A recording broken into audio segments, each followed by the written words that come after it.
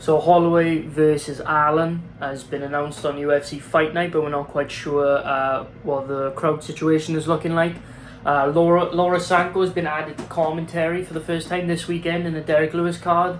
And speaking of Derek Lewis, is he taking his career seriously now with the weight loss that I've seen? Logan Paul prime bullshit signing with the UFC. I'm a bit late on that, but also Michael Chandler turned down Arman Sarukian. We'll see why. So yeah, that's basically what we're going to be talking about today in the MMA News Roundup. Not going to be a long video, just talking about these certain topics. So so we'll just get straight into it. If you guys are new and keep it real MMA, please like and subscribe, and I really appreciate it. So yeah, anyway, so obviously Allen versus Holloway has been announced. At first I thought it was going to be on a pay-per-view, and I thought it was going to be a 3-round fight on a pay-per-view. Now, it's been announced for a main event fight night, so this has drastically changed my thought of the fight itself. Now, I was thinking if it's a 3-rounder, I was actually probably going to pick Allen. I actually was going to pick Arnold Allen, but because it's a 5-round fight, probably with a crowd, because they can't do this on an Apex. This is too good for an Apex, so I would say I gotta go with Holloway in a 5-round. I gotta take him by 3-2 decision. I see him losing the first 2 rounds and winning the last 3. Obviously, I don't like to go into too much detail on these types of fights until it comes closer to the date, and then I talk about them. But yeah, it's a good addition to the cards. The fight nights are looking pretty stacked themselves, so if the pay-per-views hold up their line, bro, this is, like I said in one of my videos, please run it up. I talked about how this can be the biggest year ever for the UFC if they do it right, and so far they are. So yeah, this is a great fight added. Hopefully nobody gets injured, hopefully everybody's fine, and I will be picking Max Holloway in that fight by decision. I will pick him by 3-2 decision, possibly a TKO. I might change it as the fight gets closer, but for now I'm going to go with decision. I see Max losing the first 2 rounds, but then winning the last 3. You know, if you look at Allen, the way that he was in the Yusuf Zalal fight, a very slow 3-rounder fight, and he basically mentally checked out in the 3rd just to win a 29-28 decision because he was basically gassed. So, like I said, I'm not going to go into too much detail, but yeah. And people forget how good Holloway is, man. I mean, I know he got embarrassed by Volkanovski, but it's Volkanovski now, so yeah.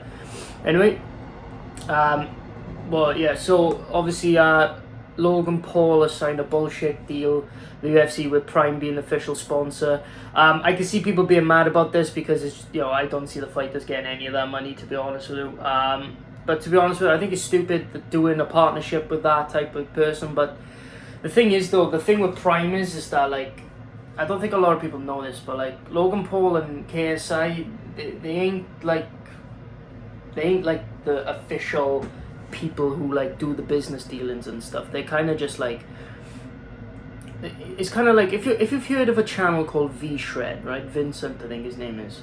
V-Shred, obviously it's that bullshit scam company, right? That targets very, very new people to the fitness industry that know nothing about weight loss, know nothing about muscle gain, anything about that. And they target them and give them certain workouts that don't really work, right? But this V-Shred guy, this Vincent guy, he knows nothing about working out. He's just a guy that's got ripped 6-pack, he's got big, he's got good muscle on him, and he's shredded, right?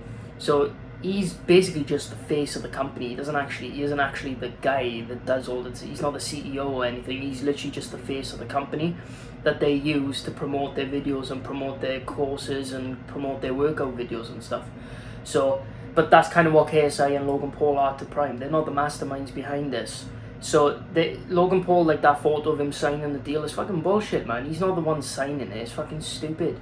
But anyway, back to the point of Prime fucking being the sponsor. It's just stupid. I don't see the point in it. I mean, it's a new drink up and coming, I guess, but I mean, I've never tried it. I'm not going to try it. I don't have any interest in trying it, but yeah, it is what it is. But yeah, I guess that's the thing now. So yeah, another story is Laura Sanko has been added to commentary for the weekend. This can go one or two ways. This can go very good or very bad. I don't think there's going to be an in-between with this. I really don't think there's going to be an in-between. That's the problem with something like this. There's no in-between. This can go very bad or very good.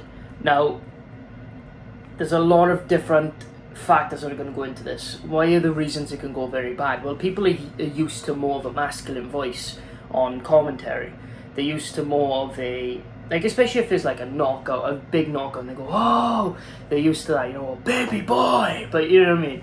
So, but maybe Laura Sanko, like, she reacts pretty well to knockouts, to be honest with us, so it's not too bad, but also, like, what people are used to are just hearing, you know, Paul Felder, John Anik, or Joe Rogan, or DC, or Cruz, or anyone like that, right? That's what they're used to hearing, and they're used to hearing a certain set. So I know she's doing colour commentary, though, so she's not doing, like, proper commentaries, but I think it'll go really well, because Laura Sanko knows her stuff. She's very knowledgeable on the game. She's very good, and I feel like this will help her, the colour commentary part. So I think she'll actually be okay. I think she'll be good. I think it will go very well. If she was like just a regular play-by-play commentator, I don't think it would have go well at all. I just don't see it. I don't know. People are used to the people they're used to, but it's not just that. I just feel like they would do it much better than Laura. That's kind of my point I was trying to get to. But colour commentary, obviously she won't be as good as John Anik, but I feel like she can be pretty good for the fight night. So yeah, we'll just see how it goes. I mean, I don't think it'll be amazing, but I don't think it'll be bad either. I think it'll just be really good. So yeah, not terrible, you know. So yeah, and another news is made me more confident in my pick. So, as you all know, Derek Lewis has lost quite a bit of weight. He's in much better shape, and you can tell that he's in a better mental space, and he's taking his career more seriously. Now, do I think it's maybe a bit too late for a run? Yes. He is 38 years old. But he is a heavyweight, though, and anything can happen at heavyweight. To be honest with you, I'm happy for him, and it makes me more confident in my pick, because if you guys didn't know, I have picked him to KO Sergey Spivak. So I have picked him to knock out Sergey, and this has made me a little bit more confident now. It's made me a little bit more confident, so, you know, it's one step closer for him to fighting Valentina Shevchenko, so. But yeah, it makes me a little bit more confident, and I was already confident in it anyway, because Sergey doesn't really present any problems on the feet, and like I said in the video, right, run it up.